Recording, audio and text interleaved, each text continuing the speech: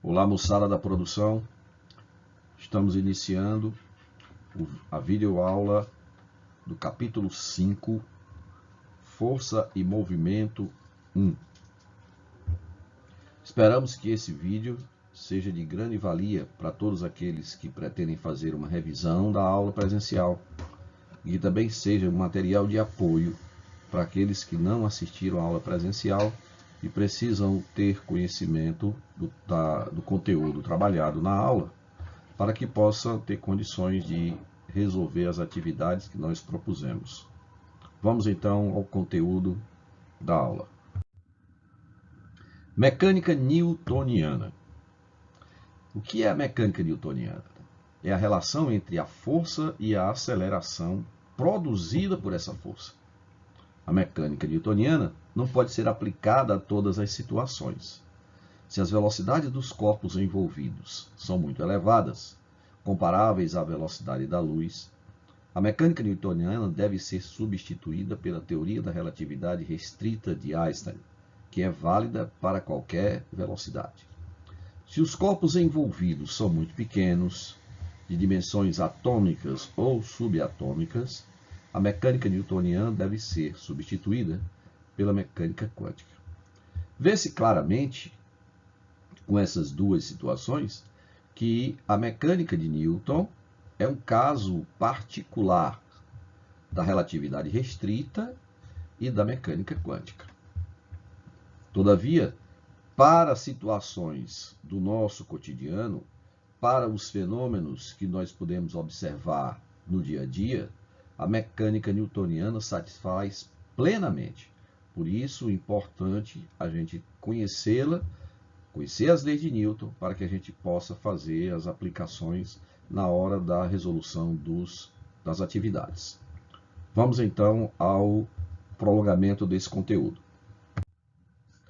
Vamos então inicialmente ver algumas forças especiais. A força gravitacional, né? O que é a força gravitacional? É um tipo especial de atração que um segundo corpo exerce sobre um primeiro.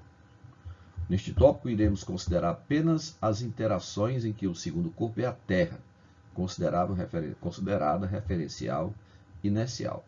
Veja então, vocês vão observar pela lei da gravitação, que nós iremos estudar posteriormente, que as forças gravitacionais são de intensidade muito pequenas, quando as massas envolvidas são muito pequenas.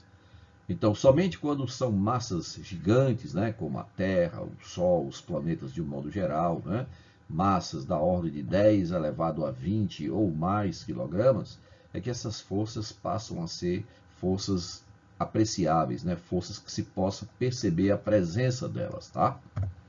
A força peso nada mais é do que o módulo da força gravitacional, e que é uma força necessária para impedir que o corpo caia livremente, medida em relação ao Sol. Então, a força gravitacional é o nome técnico, A força peso é o nome popular, Então, a força peso nada mais é do que a força gravitacional que o planeta exerce sobre todos os corpos nas proximidades da sua superfície. Força peso contra força normal. A força-peso de um corpo é o módulo da força gravitacional que a Terra exerce sobre ele. Veja aí o exemplo, Veja a imagem. Suponhamos que essa seja a Terra, o nosso planeta, e uma caixa que está a uma certa distância da superfície do planeta. E aí existe uma força de atração entre a Terra e a caixa, e entre a caixa e a Terra. Essas forças são mútuas, que nós mais tarde iremos denominar ação e reação. Por causa dessa ação da Terra sobre a caixa, essa caixa é atraída e ela tende a descer, assim como a Terra tende a subir. Todavia, que nós vamos observar na segunda lei de Newton, a força que a caixa faz sobre a Terra produziria na Terra uma aceleração praticamente nula, Por isso que nós não observamos o movimento da Terra e apenas o movimento da caixa se dirigindo para o centro do planeta. Tá? Então, isso acontece por causa da diferença entre as massas. As forças têm a mesma intensidade, mas agindo em massas diferentes, produz acelerações diferentes. Onde a massa é maior, a aceleração é menor. A força normal nada mais é do que a força que a superfície de apoio, no caso aqui a mesa, exerce sobre a caixa que foi o objeto apoiado. Então veja que essa força representada, né, com este vetor amarelinho, que a gente chama de vetor N, que representa a palavra normal, é para lembrar que esta força N é perpendicular à superfície de apoio, perpendicular à superfície da mesa, sempre perpendicular à superfície de contato. Então, essa força normal, porque ela é sempre formando um ângulo de 90 graus com a superfície de apoio. Força de tração. O que é que nós chamamos de força de tração? Veja, temos um corpo, uma caixa, presa a uma corda, uma corrente, tá? Então, nós vamos exercer uma força sobre a corda, e essa força que nós exercemos sobre a corda vai se transferir até a caixa através da corda. Qual é o nosso objetivo ao exercer essa força F na extremidade superior da corda? Fazer com que essa caixa não caia. Então, nós temos que fazer uma força para se opor à força gravitacional, à força peso. Essa força está sendo feita na corda. Esta força F está agindo na corda. Mas, através dessa corda, ela se transmite ao longo de todo o corpo da corda até atingir a superfície da caixa. Até atingir a superfície do corpo. Então, veja que essa força transmitida ao corpo pela corda é que a gente chama de força de tração. Evidentemente, pelas circunstâncias apresentadas na figura, a intensidade dessa força T é igual à intensidade da força F. Tá? Mas você precisa ver a situação bem nítida. A força F está sendo aplicada na extremidade superior da corda. A força F, que está sendo feita, digamos, por mim, não está agindo diretamente no corpo, na caixa. Quem está fazendo força na caixa é a extremidade inferior da corda. Então, a força F que eu fiz na extremidade superior da corda se transmitiu pela corda até atingir a outra extremidade, fazendo então aparecer no corpo uma força para cima, que a gente chama de força de tração, porque quem está fazendo é a corda. Ok? Evidentemente, a intensidade da tração tem a mesma intensidade da força F e também tem a mesma intensidade da força P, para que esse sistema esteja em equilíbrio. É bom lembrar que as cordas, as correntes, os fios, só transmitem forças quando estão tensas, esticadas. Então, corda, corrente, só transmite força quando estão esticados, quando estão tensos. Ninguém empurra ninguém com uma corda. Você puxa, você não empurra com a corda. Então, isso são informações importantes que vão nos ajudar mais tarde na resolução de situações, problemas.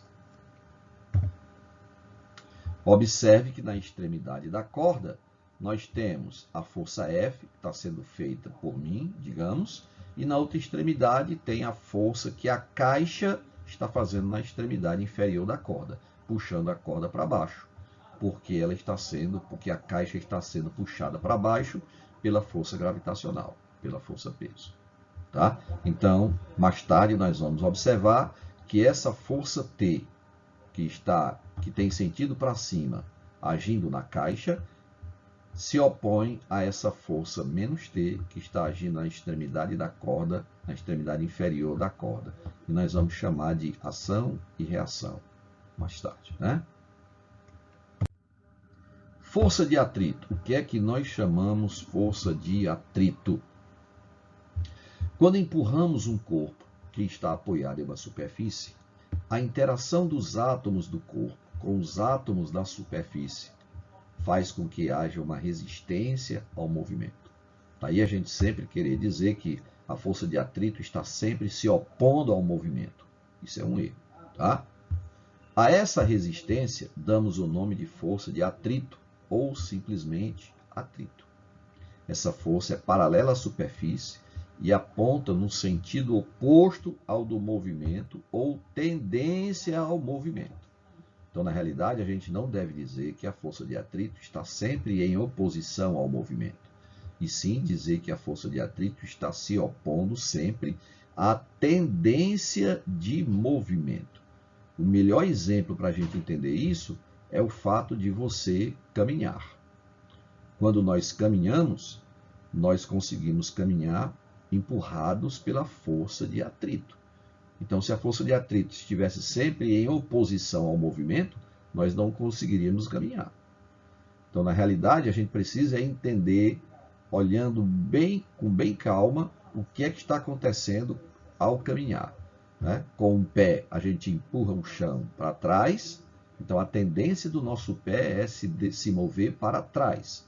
Mas aí o chão resiste, fazendo com que o nosso pé não se desloque para trás, e aí a gente consegue ganhar um impulso para frente. Então, nessa hora, a força de atrito está favorecendo o nosso movimento, tá? Então, é bom lembrar sempre, a força de atrito não é uma força que se opõe ao movimento. Na realidade, ela se opõe à tendência de movimento.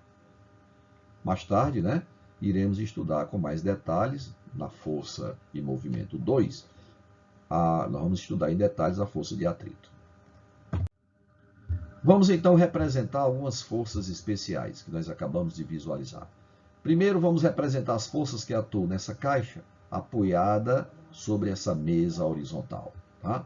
Então nós temos a força gravitacional, ou seja, a força peso, que é vertical para baixo, apontando para o centro do planeta.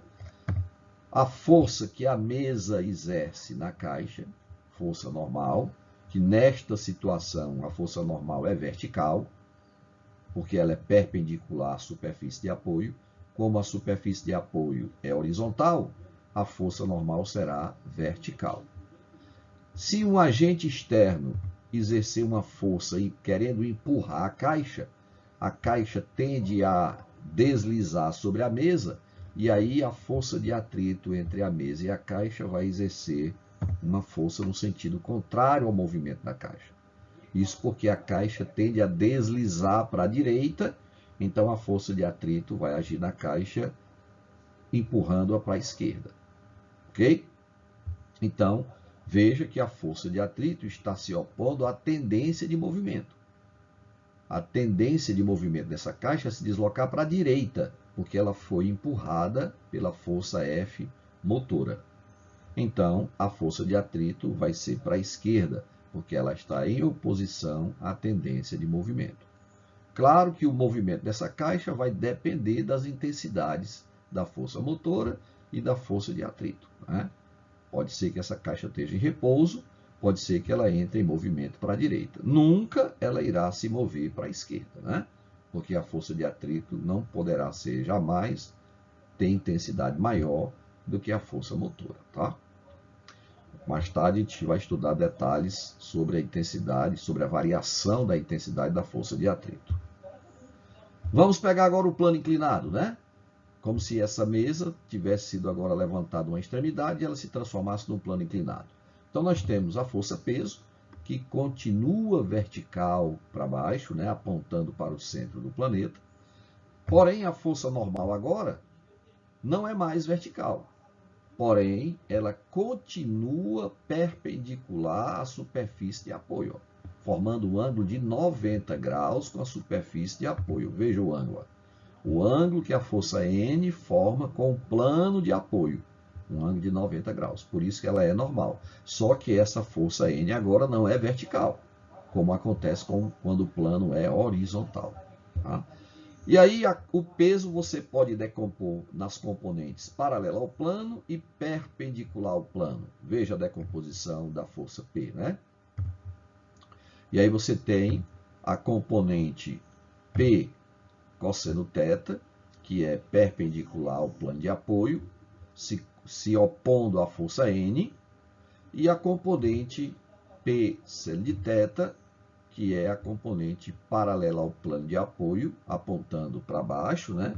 que vai ser a responsável para tentar, né, puxar a caixa para baixo.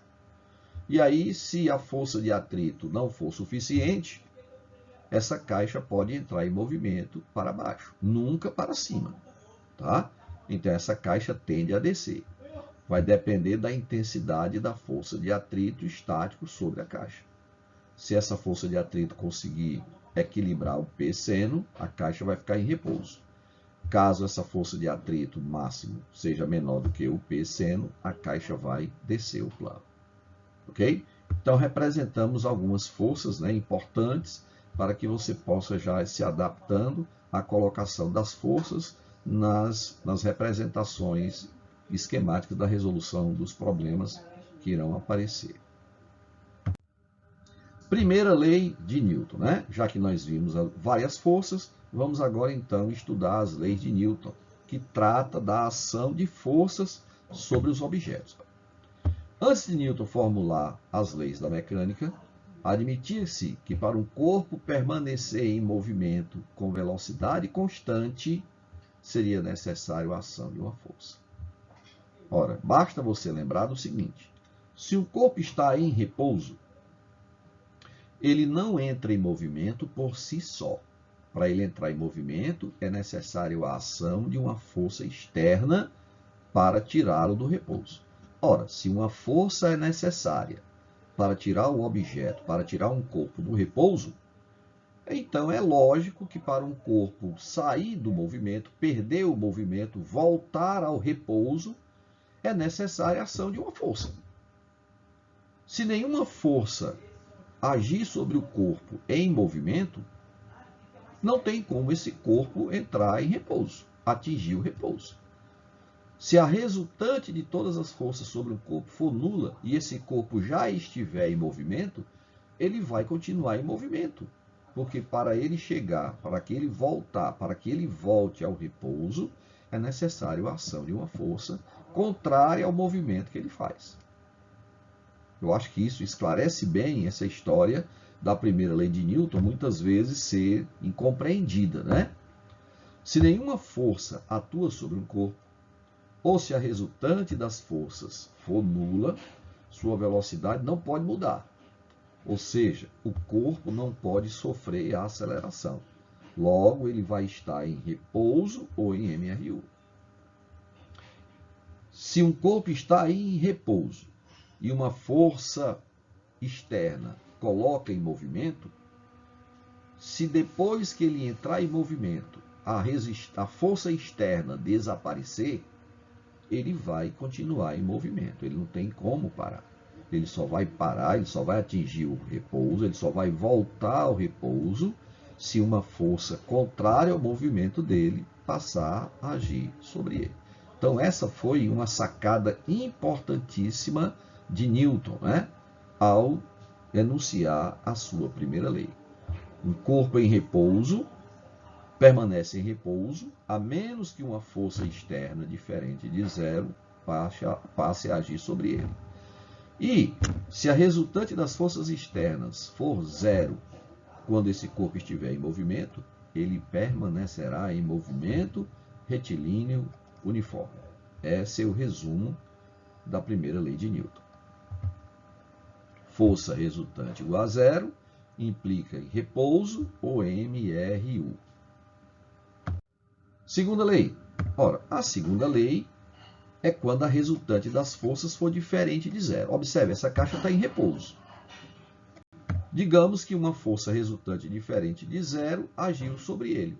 Ora, imediatamente ele adquire uma aceleração. Força resultante diferente de zero implica numa aceleração. E aí, quando a resultante das forças sobre o corpo é não nula, o corpo adquire uma aceleração A na mesma direção e no mesmo sentido da força resultante, e cuja intensidade é proporcional à intensidade desta resultante. Daí a gente escrever a equação A igual a força resultante sobre M.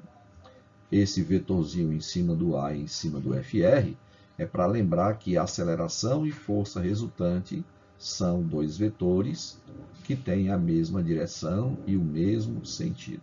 A massa é a grandeza escalar desta equação. A componente da aceleração em relação a um dado eixo é causada apenas pela soma das componentes das forças em relação a esse mesmo eixo, e não por componentes de forças em relação a qualquer outro eixo. Isso vai nos ajudar muito a resolver situações, problemas, né? Onde a gente vai decompor as forças e o que vai nos facilitar de determinar a aceleração resultante sobre o objeto. A forma da segunda lei de Newton mais tradicional é essa, né? Força resultante igual a m vezes A. Esse m é sempre uma grandeza escalar e positiva, né? Terceira lei. A terceira lei de Newton, conhecida com o nome de ação e reação, vai nos ajudar muito a distribuir as forças nos sistemas, né, que nós vamos estudar. Observe essas duas imagens, né? O punho de uma determinada pessoa atingindo o rosto de uma outra pessoa. Então, o punho exerce uma força no rosto, o rosto exerce uma força no punho. A bola deformada, não é, ao atingir o rosto do atleta. Veja, né, que essa fotografia é uma fotografia muito qualificada, né, porque tem que ser uma super câmera para poder atingirmos, né, conseguirmos obter esse frame, onde existe, né, o tempo de contato entre a bola e o rosto, e a bola efetivamente se deforma, assim como também o rosto, né? Isso é só para mostrar que as forças que um faz no outro têm a mesma intensidade e têm os sentidos contrários, tá? E aí nós chamamos isso de ação e reação, tá? Como exemplo de ação e reação, vamos já ver uma imagem, né, que foi chocante na época e ainda hoje, né? Quando dois corpos interagem, as forças que cada corpo exerce sobre o outro são iguais em módulo e têm sentidos contrários. A imagem que chocou muita gente, né? A famosa luta do Anderson Silva. Vejam.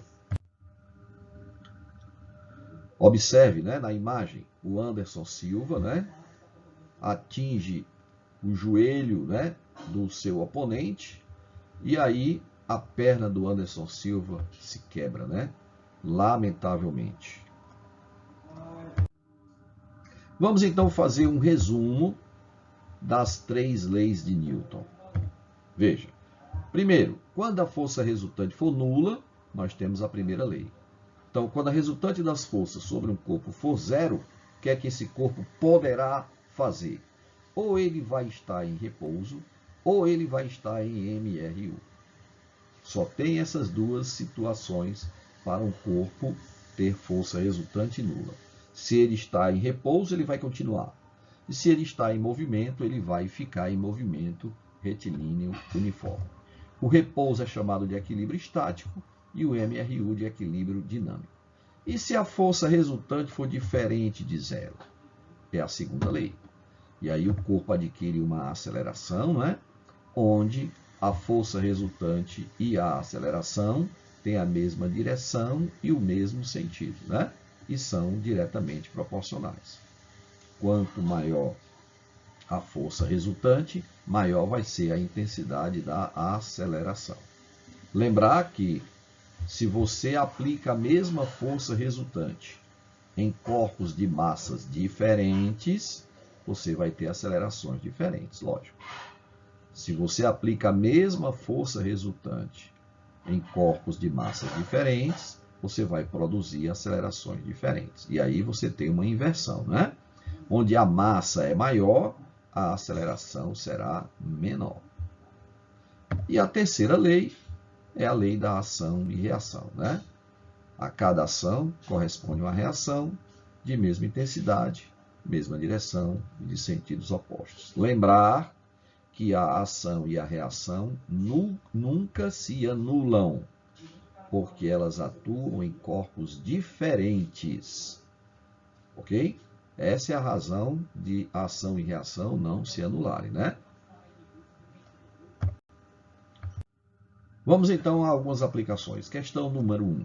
Apenas duas forças horizontais atuam em um corpo de massa 3 kg que pode se mover em um piso sem atrito.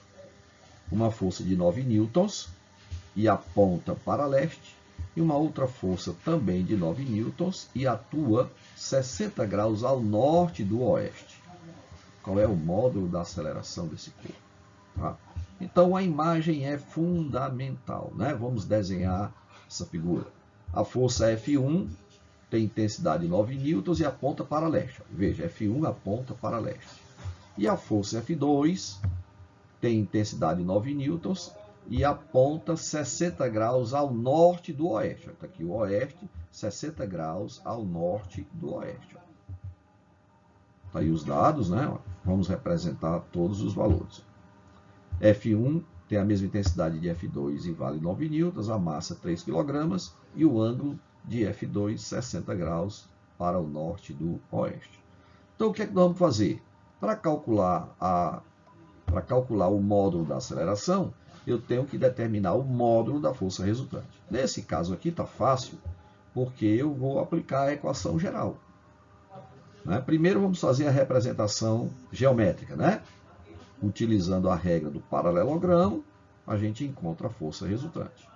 E para determinar a intensidade da força resultante, é só utilizar a equação geral, né? Da soma de vetores. O ângulo entre esses dois vetores, F1 e F2, é esse ângulo de 120 graus, né? O ângulo entre F1 e F2 é o ângulo de 120 graus. Observe aqui na imagem, tá? Então, substituindo F1 igual a F2 e o ângulo de 120 graus, então nós vamos ter 9 ao quadrado, mais 9 ao quadrado, mais 2 vezes 9 vezes 9, cosseno de 120 graus. Fazendo as continhas, né? E lembrando que cosseno de 120 graus é menos o cosseno de 60 graus, que é 0,5, nós vamos ficar com força resultante igual a 9 newtons. E aí, para calcular a aceleração, é só aplicar a segunda lei de Newton, né? 9 dividido por 3, 3 metros por segundo ao quadrado é o valor da aceleração. Tranquilo? Questãozinha simples, né? Só para que a gente aplique a segunda lei de Newton, calculando a força resultante. Segundo, duas forças agem sobre a caixa de 2 kg, vista de cima na figura. Uma pequena força é mostrada. Veja que a força F1 está presente na imagem. Todavia, a força F2 não está presente, mas ele representou a aceleração, o vetor aceleração resultante, né? Inclinado de um ângulo θ em relação ao eixo Y, tá? Lembrando que o ângulo θ mede 30 graus. Determine a segunda força na notação dos vetores unitários. Então, ele quer o valor de F2 em função dos vetores unitários I e J. Ora, se nós sabemos a aceleração, o vetor aceleração, então nós sabemos também o vetor força. Vamos então resolver a questão representando inicialmente as forças. Observe que na imagem já está representado a força F1. E já está representado o vetor A, o vetor aceleração, inclinado de um ângulo θ em relação ao eixo Y, sentido negativo. Ora, nós vimos que a força resultante e a aceleração têm sempre a mesma direção e o mesmo sentido. Então, já posso representar o vetor FR, mesmo sentido do vetor aceleração. Lembrando que a força resultante é sempre a diagonal do paralelogramo, eu já posso ligar as extremidades de F1 e de FR para obter um dos lados do paralelograma. E aí é só traçar uma reta paralela a este lado para obter o outro lado do paralelogramo e, consequentemente, o paralelogramo fechado, né? E o vetor F2. Ó. Então, eu já encontrei, já localizei o vetor F2. Só que ele quer o vetor F2 em função dos componentes x e y, né? Os vetores unitários I e J. Para isso, nós vamos, então, decompor F2 ó, na direção x e na direção y, obtendo os vetores F2x e F2y.